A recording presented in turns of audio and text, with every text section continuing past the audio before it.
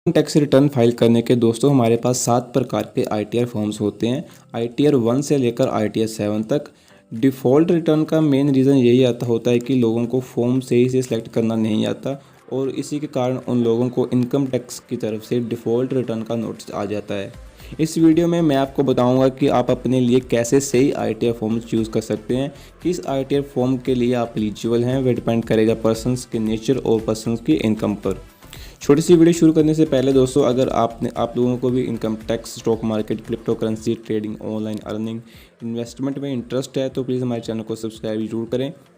चलिए सबसे पहले हम बात करते हैं आईटीआर 1 की। देखते हैं कौन कौन आईटीआर 1 के लिए एलिजिबल है।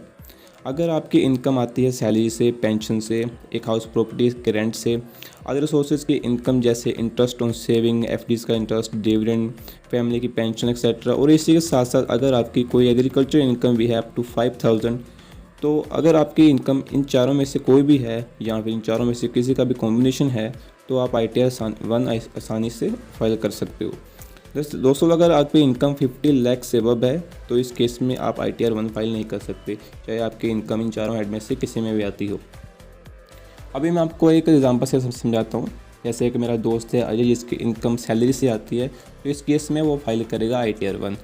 अगर उसने शेयर में ट्रेडिंग करी होती पिछले साल, यहाँ पर मैं बात कर रहा हूँ इंट्राडे ट्रेडिंग की, तो उसे आईटीआर 3 फाइल करनी पड़ेगी। अगर उसने इन्वेस्टमेंट करी होती शेयर्स में तो गेन और लॉस को हम लोग कैपिटल गेन में कंसीडर करते, तो इस केस में उसे फाइल करनी पड़ती है आईटीआर 2। लेकिन अगर सिर्फ उसने शेयर को परचेज ही करा होता लेकिन अभी तक सेल नहीं किया, अगर सेल नहीं करा अपने शेयर्स को, तो इस केस में उसे आईटीआर 1 फाइल करनी पड़ेगी। चलिए अभी तक हमने देखा कि कौन कौन आईटीआर 1 फाइल करेगा। अब हम लोग देखते हैं कि कौन कौन आईटीआर 1 फाइल नहीं कर सकता। अगर आप शेयर्स में ट्रेडिंग करते हो, अगर आप बिजनेस करते हो, अगर आप किसी कंपनी में डायरेक्टर हो या फिर आपने अनलिस्टेड इक्विटी शेयर होल्ड करे हुए हैं किसी कंपनी, प्राइवेट कंपनी में, अगर आप नॉन रेजिडेंट हैं, अगर आपका टीडीएस कटा हुआ है अंडर सेक्शन 194N, यानी कि 1 करोड़ से ज़्यादा अगर आप लोग विड्रॉ करते हो तो उस पर आपका टीडीएस कटता है, तो अगर आप लोग इस कैटेगरी में फॉल कर रहे हो, अगर किसी ने ब्रॉड फॉरवर्ड या फिर कैरी फॉरवर्ड करना है अपने लॉसेस को, तो वो पर्सन आईटीआर 1 को फाइल नहीं कर सकते। हम चलते हैं आईटीआर 2 की तरफ। तो अगर आपकी सैलरी या फिर पेंशन एक्सेट्रा की कोई इनकम आती है, जिसके बारे में हमने वीडियो में पहले ही डिस्कस करा था, अगर इसके अलावा आपने कोई शेयर्स को सेल करा है तो आपको आईटीआर 2 फाइल करनी पड़ेगी। तो अगर आपने ट्रेडिंग करी है या फिर बिजनेस इनकम है तो आप आईटीआर 2 को फाइल नहीं कर सकते। आईटीआर 2 को इंडिविजुअल और एचयूएफ दोनों भर सकते हैं, चाहे वो रेजिडेंट है या फिर नॉन रेजिडेंट। जैसे आईटीआर 1 सिर्फ रेजिडेंट के लिए है, वैसे आईटीआर 2 रेजिडेंट और नॉन रेजिडेंट दोनों के लिए अवेलेबल हैं। आईटीआर 3 पर चलने से पहले हम लोग बात करेंगे आईटीआर 4 के बारे में। आईटीआर 4 इंडिविजुअल और एचयूएफ दोनों भर सकते हैं, प्रोवाइडेड वो रेजिडेंट होने चाहिए। नॉन रेजिडेंट वाले इसे नहीं भर सकते। So ITR 4 individual, HUF, resident या फिर firm which is having total income up to 50 lakh and having income from profession which is computed on presumptive basis and income from any of the following sources.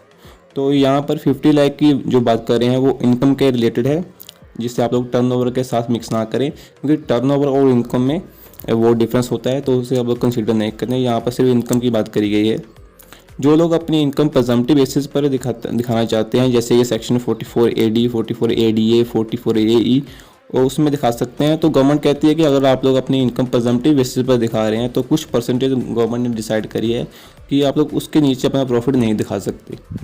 ITR 4 में income के combination हो सकते हैं, जैसे कि salary plus pension आ रही है आपकी, एक हाउस प्रॉपर्टी से रेंट आ रहा है, एग्रीकल्चर इनकम है, अदर सोर्सेज की इनकम है, उसी के साथ साथ आपकी प्रेजम्पटिव बेसिस की इनकम है, जिसने आप लोगों ने प्रेजम्पटिव बिजनेस इनकम में डिक्लेयर करना है।